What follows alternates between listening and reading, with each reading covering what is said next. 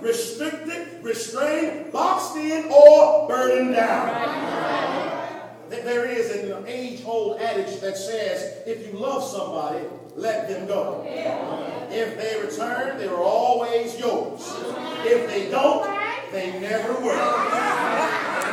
And those Bible study leaders, preachers, and Sunday school teachers get mad with this young man for wanting to leave. There is no reason, brothers and sisters, to believe that the father got mad for his son wanting to go somewhere and see something different. The story says that as soon as the son asks, the father obliges. The father's willingness to let this young man leave home may in fact be another example of the father's love. Imagine, if you can, the feelings this young man in the story was wrestling with. Feelings he may have been wrestling with for some time in his life. For a long time, he may have sat in his room wondering, how do I get out? When do I try to leave? And the father, I'm sure, saw the struggle in this boy's spirit to break free. But the interesting thing that I want us to notice about this text early on in the text, you'll notice that the young boy in the story was not a runaway. The text says that he didn't sneak off in the middle of the night undetected, but the story says this young man actually came to his father to initiate a conversation with his dad. The text says in verse 11 that this second-born son actually came to his father with a request. The son came to talk to his father about his feelings of wanting to be set free.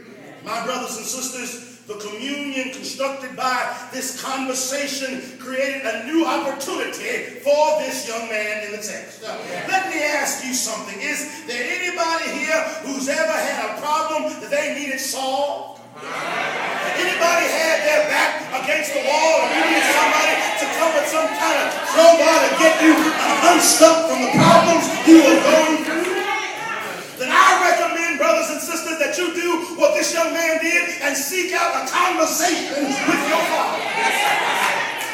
Do you have a burden that needs to be lifted? Do you have tear-stained eyes that need to be dried? Do you have a broken heart that needs to be mended? Then I recommend that you do like the brother in the text and find a way to talk to your dad.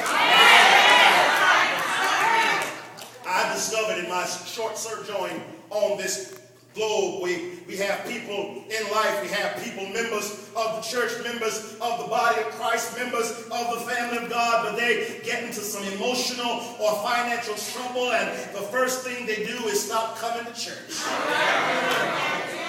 They get into trouble and they stop coming to their father's house.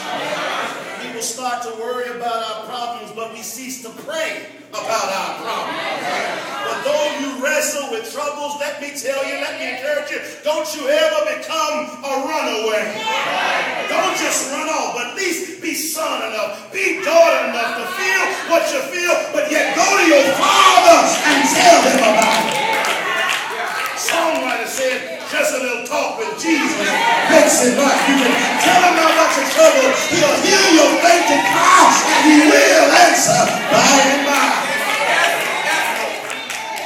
Just in case you missed it, the first lesson we learned from this bad boy, this bright lights and big city bound boy in this story, is to take time to talk to God about whatever it is you're feeling. Don't be a runaway. Don't stop coming to church just because you got some terrible business and thinking everybody want to be in your business. They have no time for your business because they're dealing with their own business. Or whatever